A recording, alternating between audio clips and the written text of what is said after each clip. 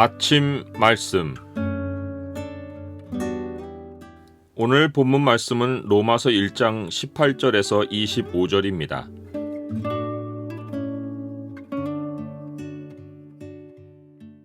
오늘 본문을 죄의 창으로 보면 하나님의 진노가 누구에게 나타나는지가 보입니다. 죄의 창을 보여주는 구절은 1장 18절입니다. 하나님의 진노가 불의로 진리를 막는 사람들의 모든 경건하지 않음과 불의에 대하여 하늘로부터 나타나나니. 사도 바울이 복음에 관해 설명한 후 하나님의 진노를 말한 것이 갑작스러운데 여기에는 이유가 있습니다. 복음은 모든 믿는 자에게 구원을 주시는 하나님의 능력이 되는데 바울은 무엇으로부터의 구원인지 말하지 않았습니다.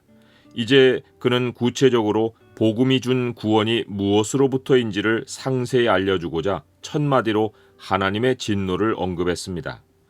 우리는 예수님이 자기 백성을 그들의 죄에서 구원하는 분이심을 잘 압니다. 우리는 죄에서 구원받았고 죄에서 구원이란 말에 익숙합니다. 그런데 바울은 로마서에서 다른 차원의 구원을 말합니다. 즉 하나님의 진노하심에서 빠져나오는 구원입니다. 그러면 이제 우리가 그의 피로 말미암아 의롭다 하심을 받았으니 더욱 그로 말미암아 진노하심에서 구원을 받을 것이니라.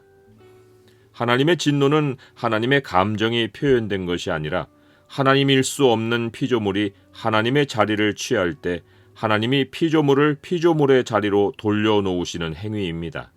그러나 하나님은 노하기를 더디하시고 인자가 많아 죄악과 허물을 사하십니다.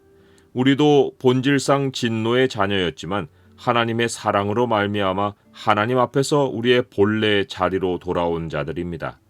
사도 바울은 이 사실을 이렇게 말해줍니다.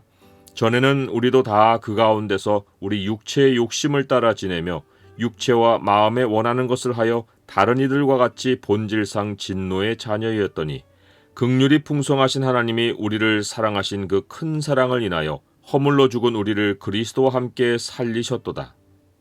그러나 하나님께는 인자하심만 있지 않습니다. 하나님은 피조물이 자기 자리를 이탈하여 영원히 그 상태로 있는 것을 허락하지 않으십니다. 형벌받을 자는 결단코 사하지 아니하고 마침내 진노를 쏟아 심판하십니다. 하나님께는 구원도 있고 또한 진노도 있습니다. 사도 바울은 하나님의 은혜를 헛되이 받지 말라고 경고하며 하나님이 이르신 말씀을 전해주고 지금이 어떠한 때인지를 이렇게 알려줍니다. 이르시되 내가 은혜 베풀 때에 너에게 듣고 구원의 날에 너를 도왔다 하셨으니 보라 지금은 은혜 받을 만한 때요 보라 지금은 구원의 날이로다. 사람들이 하나님의 진노를 당해야 하는 것은 핑계하지 못할 일입니다. 이는 그들이 진리를 몰라서가 아니라 진리를 너무도 잘 알면서 불의로 진리를 억누르고 막고 거짓 것으로 바꾸기 때문입니다. 어떤 사람들은 이렇게 항변합니다. 적어도 어린아이들은 인지 능력이 없는데 그들이 어떻게 진리를 알고 그것을 막아서 하나님의 진노를 당한다는 것입니까? 어떻게 그들도 하나님의 진노를 당하는 일에서 핑계할 수 없다는 것입니까? 사도 바울은 이러한 항변이 있을 것을 알고 로마서를 써가며 뒤에서 이 문제를 다루었습니다. 우리가 로마서를 순서 있게 따라가면 이러한 질문들의 답을 얻을 수 있는데 사도 바울이 이후에 제시한 답을 여기서 잠시 요약하면 불의로 진리를 막는 사람들은 근본에서 개별적인 존재가 아니라는 것입니다. 모든 사람은 아담을 벗어나지 못합니다. 바울은 그러므로 한 사람으로 말미암아 죄가 세상에 들어오고 죄로 말미암아 사망이 들어왔나니 이와 같이 모든 사람이 죄를 지었으므로 사망이 모든 사람에게 이르렀느니라 라고 말합니다. 사도 바울이 구원과 연결하여 하나님의 진노라는 주제를 꺼내들 때 불의로 진리를 막는 사람들, 즉 일반의 사람들을 언급했는데 그들의 근본은 아담입니다. 바울이 언급한 사람들은 아담 안에서 태어나는 모든 사람입니다. 여기에는 유대인과 헬라인의 구별이 없습니다. 어린아이도 따로 구별되지 않습니다. 모든 사람은 아담 안에서 태어나 아담의 현실을 가집니다. 특별히 사도 바울은 로마 교회의 유대인과 헬라인의 갈등을 다루며 서신을 전개해 나갔습니다. 유대인과 헬라인 그리스도인들은 각자 진영으로 나뉘어 자기들의 우월함을 내세웠습니다. 사도 바울이 복음의 내용을 말한 후에 하나님의 진노를 첫 주제로 다룬 것은 하나님의 진노 앞에서 의인은 없나니 하나도 없다는 진리로 로마 교인들의 생각을 모아가기 위해서였습니다. 바울은 먼저 아담 안의 사람들을 다루고 이후 유대인과 이방인을 차례로 지적하며 모든 사람이 죄 아래 있다는 사실을 알립니다. 그렇다고 사도 바울이 로마의 그리스도인들이 여전히 죄 아래 있다고 말하고 있는 것은 아닙니다. 그들이 누구보다 낫다고 생각하면 죄 아래 있는 사람과 다르지 않다는 것을 경고하려 한 것입니다. 스스로 지혜 있다 하나 어리석게 되는 것이 죄인의 공통점이기 때문입니다. 이 사실을 가장 확실하게 보여주는 증거가 세상에는 보이지 아니하시는 하나님에 관하여 알 수 있게 해주는 것들이 차고 넘치는데 죄 아래 있는 사람들은 하나님을 인정하지 않는다는 것입니다. 그들은 하나님에 관한 계시를 뻔히 눈으로 보고 알면서도 보이는 세상 너머를 보지 못하고 하나님의 영원하신 능력과 신성을 반영하는 피조물 자체를 조물주로 섬깁니다. 예를 들면 눈에 보이는 큰 산은 보이지 않으시는 하나님의 힘을 계시합니다. 사람들이 산이 크다는 것을 알면 이를 통해 크신 하나님을 알아야 합니다. 피조물 자체로 위대한 것은 하나도 없고 모든 피조물은 하나님의 능력과 신성을 보여주기 때문입니다. 세상 어떤 피조물을 보아도 우리는 그것을 통해 하나님을 알고 하나님을 영화롭게 하고 감사해야 합니다. 그런데 사람들은 산이 크다는 것은 알지만 크다고 해서 크신 하나님을 영화롭게 하거나 감사하지 않습니다.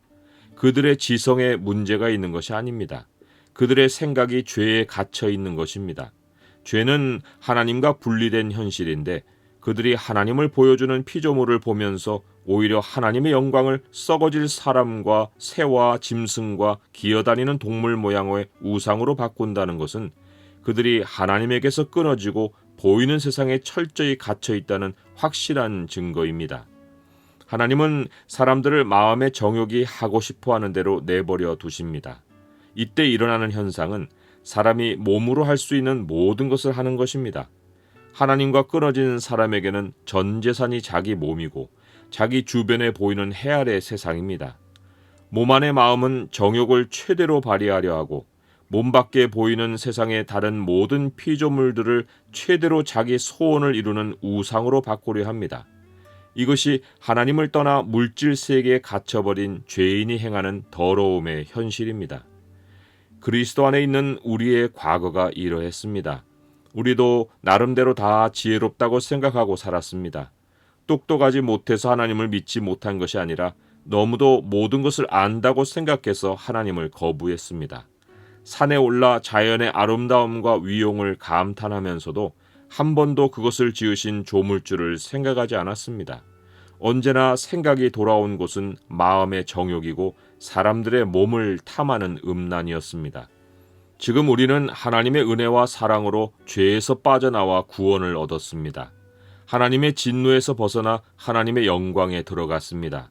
우리는 눈이 떠져서 피조물에서 하나님의 영광을 봅니다. 오직 하나님 외에 어떤 다른 것도 신으로 섬기지 않습니다. 우리 그리스도인은 보이는 해 아래 세상에서 보이지 않는 하나님의 현실을 살아가는 사람들입니다. 우리 마음이 다시 물건의 세계에 빠진다면 죄의 현실로 제 발로 걸어 들어가는 것입니다. 우리 마음이 사람의 몸에 대해 정욕이 일면 무서운 죄의 덫에 걸리는 것입니다. 욕심이 잉태한 즉 죄를 낳고 죄가 장성한 즉 사망을 낳느니라 라고 했습니다. 이 세상을 쫓으면 죽는 길로 들어서는 것입니다. 죄에 대한 하나님의 진노는 죄 아래 세상에서 가장 살아있는 무서운 현실입니다.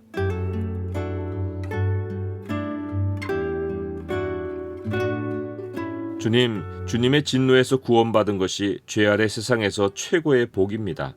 사건 사고가 끊이지 않는 세상에서 주님의 진노를 보게 하시고 모든 만물에서 주님의 영광을 보게 하옵소서.